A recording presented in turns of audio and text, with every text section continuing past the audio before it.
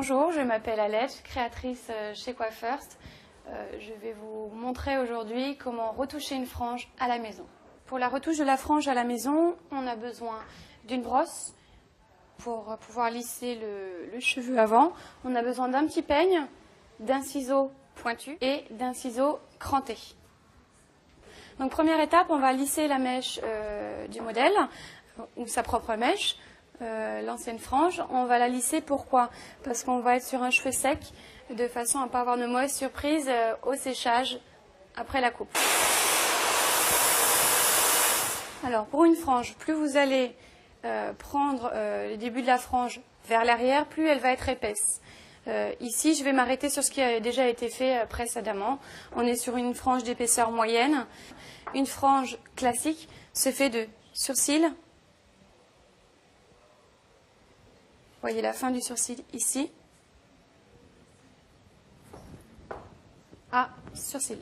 Voilà. On est sur une frange qui a poussé, qui a été faite il y a à peu près 3 mois. On voit qu'il y a 2 ou 3 cm en trop.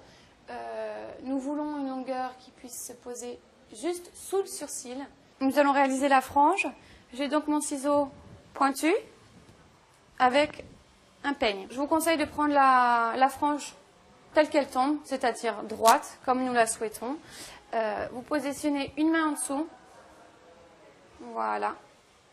Et vous coupez toujours un tout petit peu plus. Vous prévoyez une longueur un petit peu plus longue que ce que vous souhaitez. Pour pouvoir avoir une marge de retouche.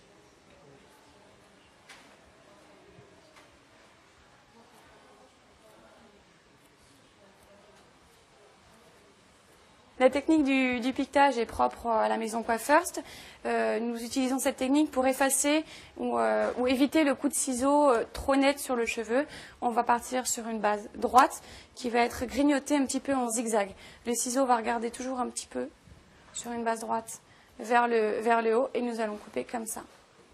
Et si vous n'avez pas réussi la technique du piquetage, vous faites la frange toute droite. Vous avez la deuxième solution avec ce ciseau cranté, qu'on appelle le sculpteur, qui va vous aider à effacer un petit peu la netteté du trait du coup de ciseau précédent.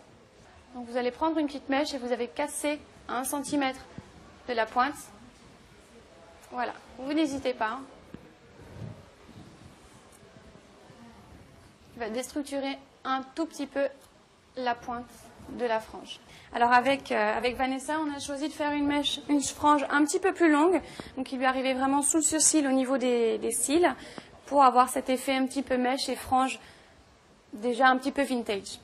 Voilà, maintenant vous savez comment faire une frange, quel accessoire utiliser, les fautes à ne pas faire et les petites solutions si jamais malheureusement vous avez quand même réussi à faire des petites fautes.